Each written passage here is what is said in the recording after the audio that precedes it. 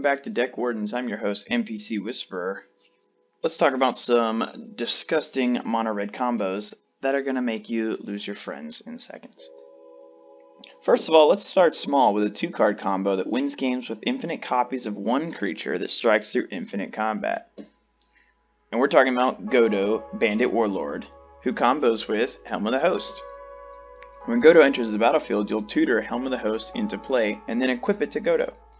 Then once you move to combat, you get a copy of Godot from the Helm. His attack will trigger his second ability to get an extra combat, which will provide you with a fresh new copy of Godot to repeat the process as many times as you like. But beware, he attacks alone because the rest of them don't untap for the combat after the second attack, so at most you'll only have 2 swinging at a time. Indestructible blockers can make quick work of the Godot combo for 1 turn. Then you've got the game in the bag when all the infinite survivors you made untap for another go. Let's jump to another 2-card combo that involves another piece of equipment, which is Brash Taunter and Blazing Sunsteel. Brash Taunter deals damage to a target player equal to damage dealt to him, and Blazing Sunsteel does the same thing, except the sword can target anything. So you'll equip the Sunsteel to Brash Taunter, get some damage on him, and have Taunter target the player of your choice, while Blazing Sunsteel targets Brash Taunter with the same amount of damage to loop the damage infinitely, killing all of your opponents. Every time you damage Brash Taunter with his own sword, he and the sword will trigger again. Be careful for those untargetable players and Shadow Spears though. Those will end the combo, because Shadow Spear will remove his indestructibility. This combo also works if you replace Brash Taunter with Stuffy Doll, but Stuffy Doll will only kill 1 player, so you can get 1 guy out of the way or hold him hostage with your combo. How about another creature that likes copies? Let's use Dualcaster Mage and a slew of instants and sorceries that go infinite with it. You can use Heat Shimmer or Twin Flame to infinitely create hasty copies of Dualcaster Mage by targeting Dualcaster Mage with the spell, and target the spell with Dualcaster Mage to copy him as much as you want. You can also use Reverberate to infinitely copy itself with Dualcaster Mage to get infinite Magecraft triggers with creatures like Stormkiln Artist. All you do is cast Reverberate, then cast Dualcaster Mage targeting Reverberate to copy it. And with the copy, just target the original and do it again. You can do that as many times as you want. If you like copying creatures, then the combo train is over. Let's look at Kikijiki, the copy combo king in red. Kikijiki combos with several creatures, most of which do the same thing. Let's start with Zealous Conscripts and Coercive Recruiter, which both gain control of and untap a target creature. But because they don't specify that it has to be our opponent's creature, we can just target our own Kikijiki to untap him and copy him again. So what you'll do is you'll target Kikijiki with the trigger, untap him, tap him again, copy the creature, Coercive Recruiter or whatever, and with the copy, just untap Kikijiki and repeat. You can also do this with Combat Celebrant because he untaps Kikijiki when you exert it as it attacks. Because when Combat Celebrant attacks, he's going to untap all your creatures to attack again, which Kikijiki can just copy him and get another combat. So you'll have infinite Celebrants and infinite attacks. You can use the same combo by replacing Kikijiki with Splinter Twin, enchanting the creature you want to copy. Splinter Twin is just making the creature itself act as its own Kikijiki. But that's not where Kikijiki ends on combos. We can also use Lightning Crafter. This one's a bit trickier, but it gets infinite damage. The easiest way it works is if you have some kind of shaman or goblin to champion with the original Lightning Crafter, so you can keep it around for Kikijiki to copy. But there are several ways to do this combo. This is just one of them. With the easy way, granted you have both Kikijiki and Lightning Crafter championed by a shaman or goblin that doesn't matter on the field, you can simply copy Lightning Crafter with Kiki, champion Kiki with the copy, and then kill the copy with its own ability to bring Kikijiki back untapped. This will trigger Perforos or Impact Tremors infinitely. You can also just sacrifice the copies instead of activating them to kill themselves to save that damage for any other target. So you can make the copy, tap it, deal damage to an opponent, and then sacrifice it to something like Skirt Prospector for infinite mana or Goblin Bombardment for infinite damage. This also works if you use Challenging Berserker instead of Lightning Crafter.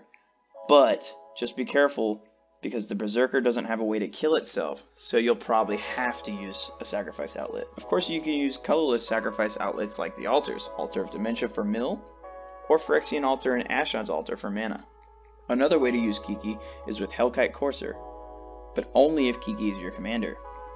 just copy the courser with Kiki, then in response to courser's trigger, sacrifice Kiki to one of your outlets for value, then let courser's trigger resolve to get him back from your command zone for free. Then repeat. You end up with an infinite amount of whatever you sacrifice him for, and a ton of Hellkite coursers to attack with that turn if sacrificing doesn't do the trick. And remember, if your opponent somehow survives the turn, you can just use Splinter Twin on the original courser the next turn to get Kiki back from the command zone and begin the combo again. Kiki combos really only get shut down by white stacks pieces that force your creatures to enter the battlefield tapped, so watch for those. Here's a dirty combo your friends will hate you for that isn't exactly infinite, but outright rude. You can use Mycosynth Lattice to turn all permanents into artifacts, then overload a Vandal Blast to destroy everything. If you add a Darksteel Forge, you get to keep what's yours and everyone else's stuff gets blown up. Heartless Hatasugu also has some grossly lethal combo potential that isn't really infinite, but it's game ending. If you combine Hatasugu with any damage doubler like Fiery Emancipation for triple or Furnace of Wrath, you instantly kill everyone with the tap of a creature. You can also use Gratuitous Violence, Overblaze, Fiendish Duo, or Dictate of the Twin Gods to double damage as well. A slower way to double damage is Quest for Pure Flame, but it's a lot slower than the rest of them. If you add Glacial Chasm, Platinum Angel, or Platinum Empyrean to the mix, you just win. Another dirty way to use Heartless Hatasugu is equipping it with Lifelink, with Shadow Spear, Basilisk Collar, Witch's Clinic, or Loxodon Warhammer, to steal everyone's life total by the halves. Or give him Infect just to slam the poison kill on everyone with Grafted Exoskeleton. Let's kill everyone with Worldfire and Quakebringer. This combo requires a lot of open mana, so you might want to run this in a deck that can make an absurd amount of mana in one turn. First, you foretell your Quakebringer, so it isn't in your hand, or on the battlefield. Then on a later turn, you'll play Worldfire and float enough mana to cast Quakebringer from exile. Now that everyone's permanents, graveyards, and hands are gone, and life totals are down to 1, you just pass the turn. Then everyone but you dies on your upkeep when Quakebringer triggers to deal 2 damage to each opponent. Another good damage combo is Teralf and Blasphemous Act. As long as there are plenty of creatures on board and you have Teralf God of Fury on board, a Blasphemous Act can be a player removal if need be. Just play the Blasphemous Act for 13 damage on each creature, and all excess damage you can just point at players' faces for the kill. But with one of our damage doublers on board, you can simply do this with a Lightning Bolt or even a Grape Shot to just have a flaming snowball of damage. Just target the smallest creature on board with your Lightning Bolt or whatever, let the damage double or triple with your doubler, then take the excess and target the next smallest creature, which will double or triple again because of the damage Teralf is carrying is now a new source happening as a Teralf trigger. Do this until you've snowballed enough damage for lethal and make your final target the player. A Grape Shot can go a long way against an opponent with a lot of 1/1s or 2/2s, like goblins. Let's bring in a really expensive combo for our reserve list players, with Lion's Eye Diamond, Wheel of Fortune, and Underworld Breach.